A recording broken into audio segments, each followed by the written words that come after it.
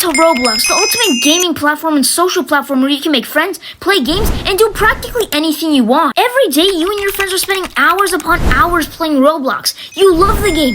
Nothing can go wrong. Roblox is your favorite game. And just when it seemed like Roblox couldn't get better, they slowly start ruining themselves. Bad update after bad update, bad game after bad game, bad actor after bad actor. Roblox slowly starts ruining itself, and slowly but surely, Roblox becomes less and less fun until Roblox is no longer fun and it's just boring. Well, today I will be explaining how the platform that once made up millions of childhoods has now been completely ruined and turned into something that it completely shouldn't be. But before that, my name is Mighty. I make weekly Roblox documentaries, so make sure to like and subscribe to the channel. Anyways, let's get into today's video. To understand how Roblox would even lose its identity, we need to establish one thing. What is Roblox's identity? Before Roblox was even established or even an idea, David Baszucki and Eric Schlle, the founders of Roblox, had made a 2D physics game. This 2D physics game taught children how to work with physics. But they wanted more. They didn't just want a 2D physics game, they wanted a 3D platform unleashing creativity. So they started to get to work. David Baszucki and Eric Schlle started to work, and they started hiring people to help them like John Schlle. And slowly but surely they started building up a whole company. And they spent hours, they spent day and night making this. They were initially going to call it Dynablocks, however they settled on the name Roblox. And on September 1st of 2006, it was ready. Eric Schlle and Dave Baszucki had finally released Roblox, and at first it was pretty basic. You couldn't really move your arms around, and everybody had the same avatar, but you could change colors. And Roblox was very small at first. Despite that, Roblox was unique. Unlike other games, it had a signature style. It was so unique from other games that you could instantly recognize it.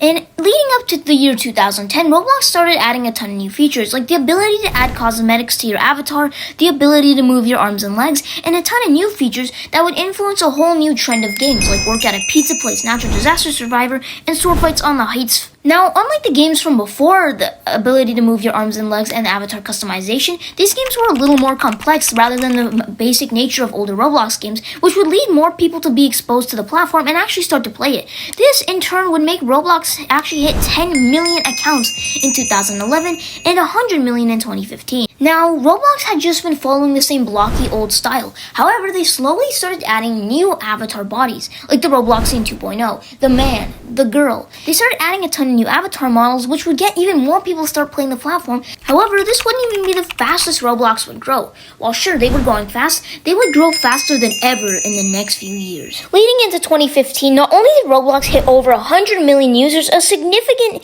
milestone in every game platform's history, but around this time, a lot of new games would show up, like Prison Life and Lumber Tycoon 2, which would influence a whole wave of new games in the far future. However, not even just that, but Roblox YouTube became a thing. Now, if you don't know, a lot of games have had YouTubers for years. However, Roblox YouTube started blowing up massively throughout 2015 to 2016, and into the year 2017, 2018, and 2019, Roblox was immensely growing. Not only were they modernizing themselves, but they still had that unique look, the blocky look that everybody knew. And in 2019, against all odds, Roblox would hit 1 billion accounts. And the following year, leading into quarantine, Roblox would grow even faster due to many things, like Roblox YouTubers like Creekcraft expanding the influence of the platform, or TikTok. Throughout quarantine, multiple milestones were crushed, like the amount of people in the game, or the amount of accounts signed up within 1 year. Roblox was growing very fast. However, at this time, something had happened.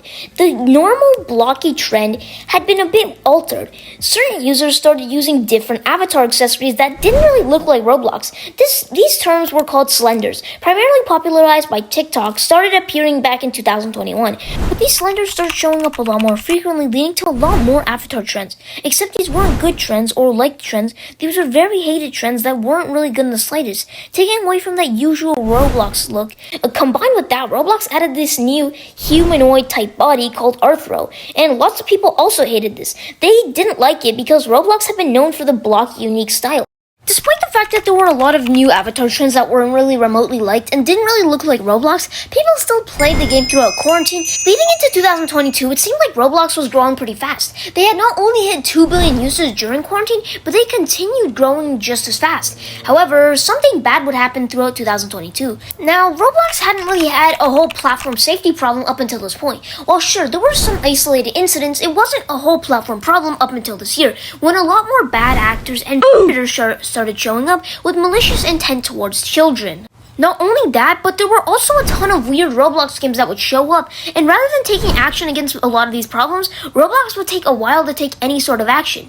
And this wouldn't be a small incident that would only happen this year. It kept getting worse and worse throughout the years, but Roblox moderation never seemed to caught on to this issue. They were still bragging about how safe their platform was even after knowing of these problems. And the child safety problem got worse and worse to the point where there were even more malicious people with the intent to harm children. This got so bad that child safety lawsuits started being filed, and this would even get Roblox on the news throughout the next couple years. Not just a one-time incident, but multiple times. This child safety problem would continuously get worse.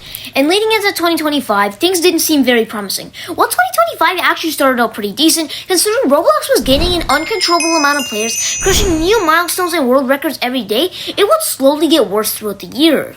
And it would all start with one decision made by Roblox that would entirely make everybody switch up on the platform.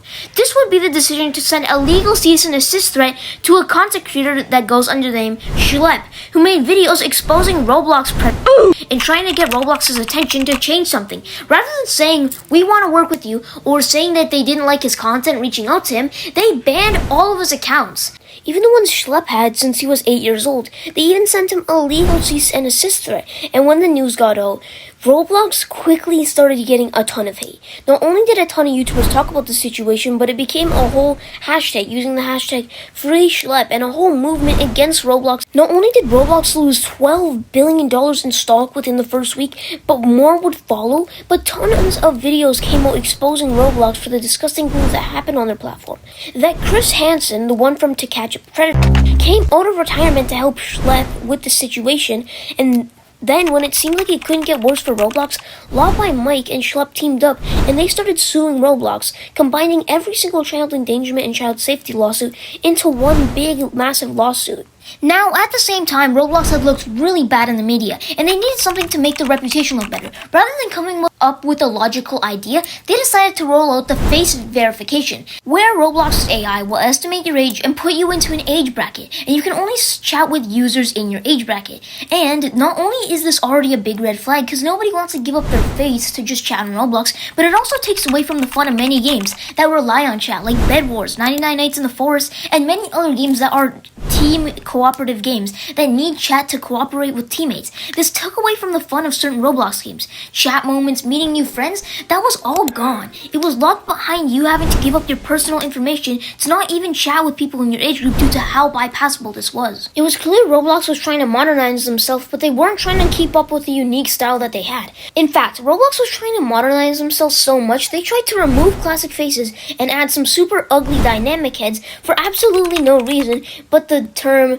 for players to express themselves better, when in reality it just removes core memories and it's just a clear sign of Roblox trying to modernize themselves. While they definitely did make the dynamic faces look better after a while, it's super sad to see all these classic faces going that have years and years of memories attached with them. And not just that, there were a ton of bad updates from the company themselves, but the overrise of slop, copy, and paste games made Roblox even more boring. There was no longer the joy of just sitting on the front page looking for what game to play. It wasn't because they were fun games, but because there were so many boring games, you couldn't choose what game to play. And honestly, it seems like Roblox is slowly losing itself, and where all the old things that made Roblox unique have been slowly fading away. Anyways, hopefully you enjoyed today's video. My name is Mighty. I make weekly Roblox documentaries, so make sure to like and subscribe to the channel. Anyways, hopefully you have a good day, and Mighty out.